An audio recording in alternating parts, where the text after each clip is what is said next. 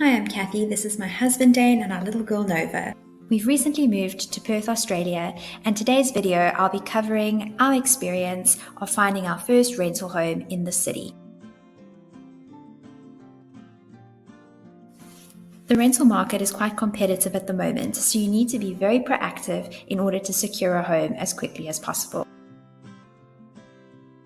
I hope this video and its tips and tricks help you on your journey to finding your first rental in Perth.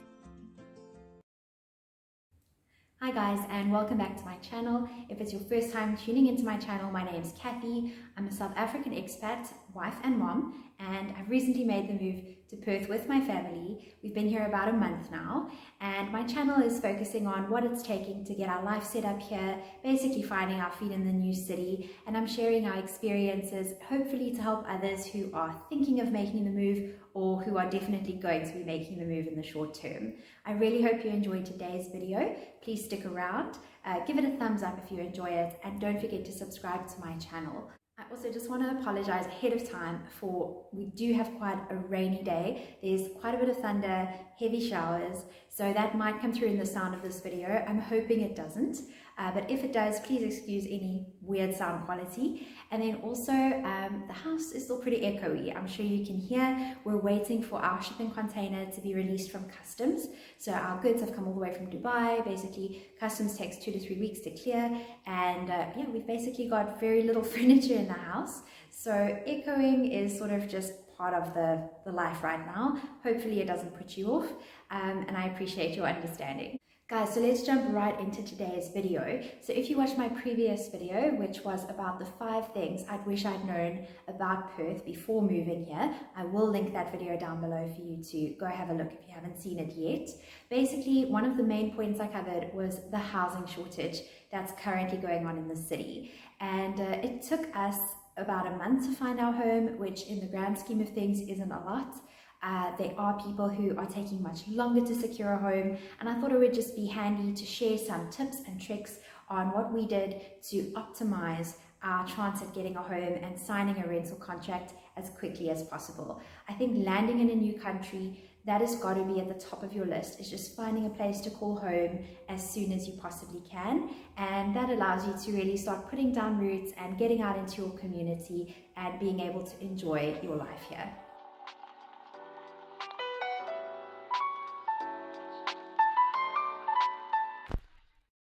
Alright, so let's get right into it. The first thing you'll need to decide when moving to Perth about where you're going to live is north or south of the Swan River. I did not know this was such a big decision, but it actually is. If you try and Google it or go onto Facebook and search, there are people very pro-south and there are people very pro-north. I'm pretty unbiased. We've just arrived, so we were looking at individual and personal factors like where my husband was going to be working, what his daily commute would be like. I wanted a safe neighborhood for my little girl and I to explore and go to parks, etc. We didn't want to be too far out of the city just because we're new here, so we want to be able to get access to what's on offer in the city, but we also wanted to be able to enjoy the beaches and a bit of outdoor lifestyle on the weekend. So those are all very subjective points, and you as an individual are going to know what's best for you and your family. What I can sum up for you about north and south of the river, so far what we've learned, south of the river seems to be great for families, especially with kids of school-going age. There seems to be a wonderful selection of schools to choose from, and it's a little bit of a slower lifestyle, I think a lot more family-centric, markets, a lot more laid back. That's what we've heard and learned. Also, if you're looking to buy a home, it is slightly cheaper south of the river, so there is that. Maybe a few cons would be your commute to the city is generally going to be a bit more because you either have to catch a ferry or cross a bridge in your daily commute. So that might be a con for you depending on where you're working. But yeah, that's south of the river. Then if you're looking at north of the river, so north you're looking at lovely beaches, a lot more access to beaches. It is a little bit livelier, there's a bit more going on, and obviously it's CBD is on the north of Swan River. So if you need access to the city and you want to be a bit closer to the city in the beginning of your journey here in Perth, maybe start looking north of the river.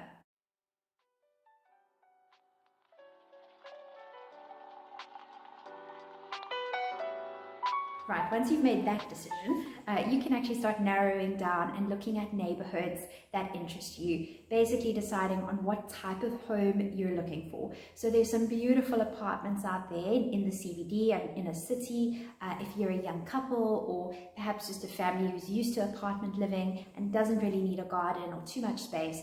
For us personally, we wanted a more family-centered neighborhood north of the river that was definitely within budget. So there are some very beautiful, very expensive beachside suburbs north of the river, and yeah, that just wasn't in our budget for now. So we've chosen a beautiful community, and it's quite close to the city. It is only 15-minute drive to the beach, so it sort of met our requirements. Guys, and just worth mentioning a few other points in looking for your first rental. So it definitely depends on your budget, etc. But for ourselves, it would be us who have to maintain upkeep of landscapes or gardens. We wouldn't be employing a landscape company to do that for us. So for that reason, we chose to go with a home with a very small yard and not much grass or plants. The bare minimum, just to yeah, low maintenance for us as tenants. That was what we were after. And the great thing about Australia and Perth, I think the parks that you have available to you in your local neighborhood are so great. You don't need these massive lawns. You can easily go take your child out or take your pet out and let them enjoy that type of environment, at least for the first year or so, to minimize how much work you have to put into maintaining a garden. And then also the same was sort of our concept with the house. My husband works full-time, I'm at home with our little girl full-time, so I am generally doing most of the house tasks, although he's very helpful and always pitching in. But we just thought, let's keep our life as simple as possible this first year and minimize on how much cleaning and maintaining of a home we have to do. So we decided to go with sort of the bare minimum house size that we would need, which was a 3-bedroom, 2-bathroom, and not huge. We've opted for a villa type home, so slightly smaller, and yeah, that seems to be working really well for our family right now.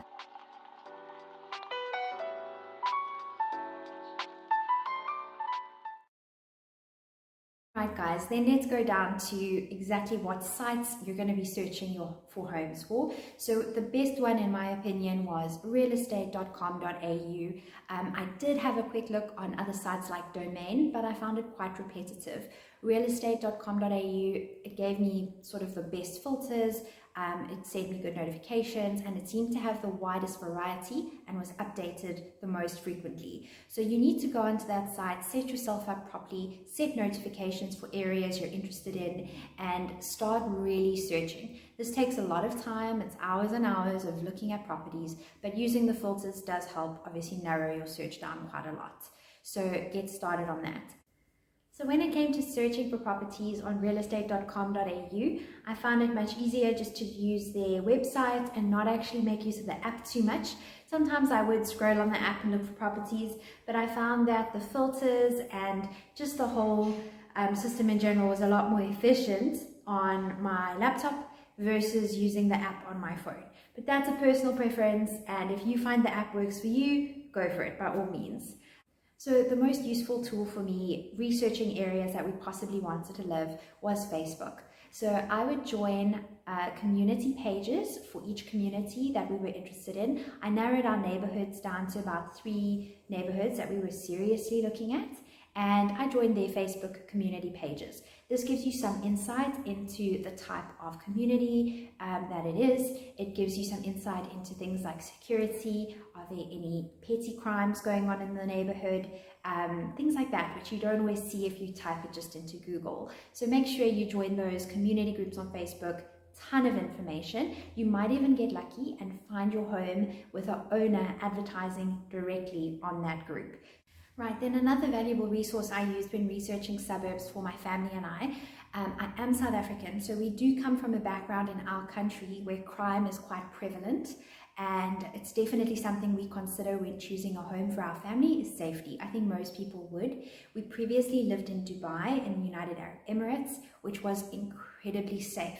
For the most part, there was pretty much no crime, but Australia does have opportunistic crime, and we just wanted to be sure that we were picking a neighborhood that was as safe as possible within our budget, obviously. So what we used was the perthcrimemap.com. I'll link it down below for you. It's a great idea to see what your suburb crime stats are, further homework on your Facebook community groups to see, what people's day-to-day experiences is with crime. But we found this incredibly helpful at ruling out some areas, and definitely something I would recommend for others to use as well. So yeah, I think do your research, and the main things I've picked up are pretty standard across the world. The closer you are to the inner city and the CBD, the sort of more expensive your property prices are. And as you move either further north or south or inland, so more east, you're going to have a decrease in property price. And that all ties into where you're commuting to, if it makes a difference to your daily life. And then also what I have heard is try and stay sort of closer to the beach side of the roads if you can, just because during the summer months there's a lovely sea breeze that does come across the land, and if you're too far inland it can get really hot, so you want to have some benefit from that sea breeze.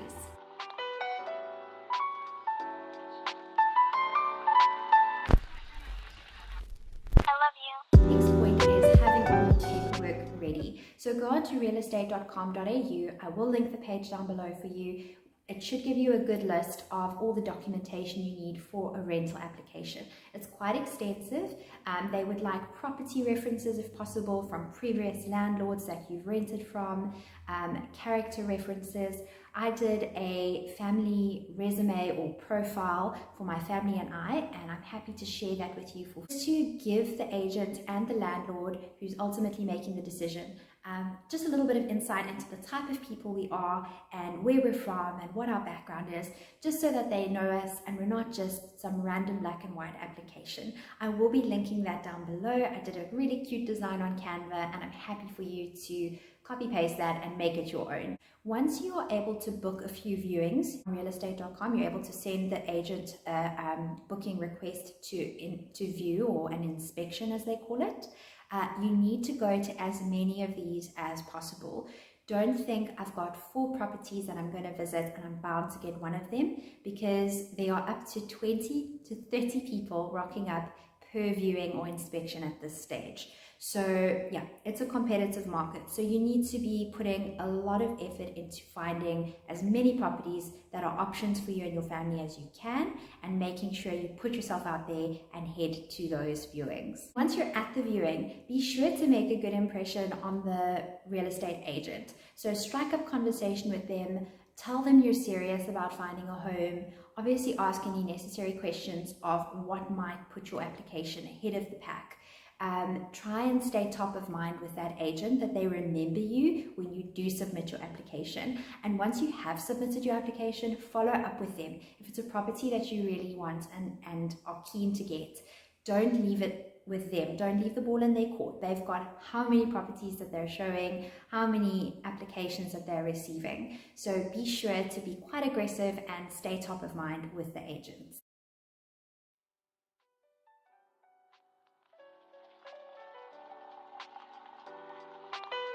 And I also want to talk about managing your expectations. I think a lot of us moving to Australia do come with the intention to make it our permanent home. The goal for a lot of people here would be to become citizens of this beautiful country and put down our roots forever.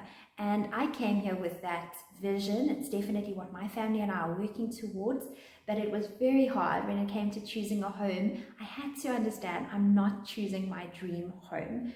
We've just touched down in this country. We don't know the city very well, and the first home you're going to have or use or rent in Australia is probably not going to be your dream home.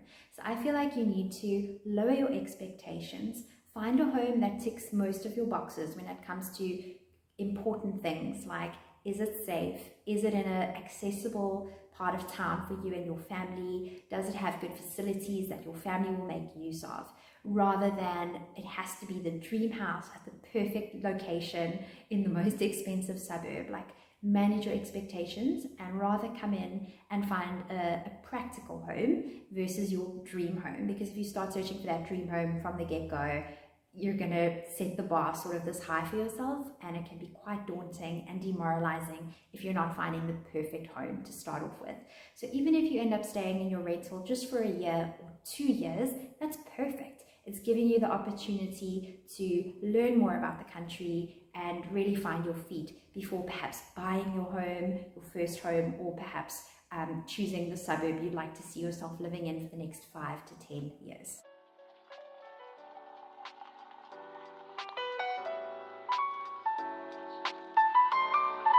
Talk money. So when it comes to paying up your deposits, the standard requirement is you're going to be paying up a full month's rent as a deposit, so about 4 weeks worth of the advertised rent, and then an additional week's rent. That's sort of your first or your starter point when it comes to securing your home. Our agent that we went through, we only had to pay her 1 week's rent to sort of secure the property and show we were serious.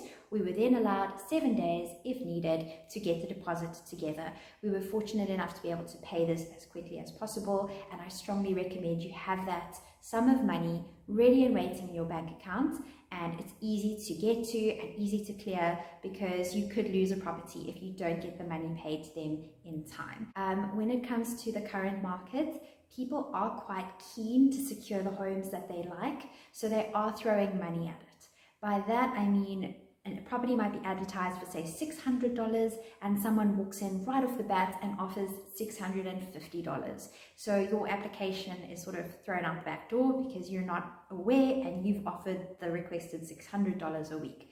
So some tips for that would be perhaps try looking at properties on realestate.com sort of on the lower end of your budget to give you some room to throw money at it if you really want a property. So let's say your top end budget is $650 a week. Come in looking at properties that are around $600 a week, and then if you need to, you can always offer an extra $10, $20, $30, $40, $50 if needed, if you love the house, so that you can be sort of on the top of the pile and the preferred candidate.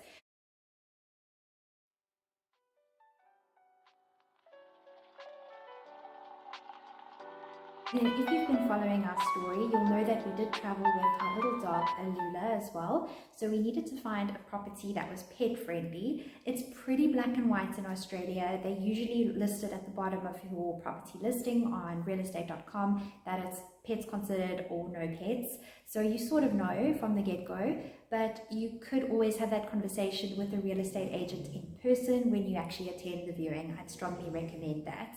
If you will be moving in with a pet, likely you are going to be asked to pay a pet bond. What we've experienced and what seems to be the going rate is around $260. Then I also did a profile for Alula, a little pet profile, which basically just told the real estate agent and the landlords about her as an animal, the fact that she's house trained, she's registered with the local council here in Australia, with Perth, and yeah, just that we're responsible pet owners and we take care of her and she's not likely to cause any damage to the property. So I think that's probably the most important thing. I'll link that little profile down below so you've got access to it. I hope that you can tweak it and tailor make it for your lovely doggy or cat, and that it helps you guys get put to the top of the pile in your home applications.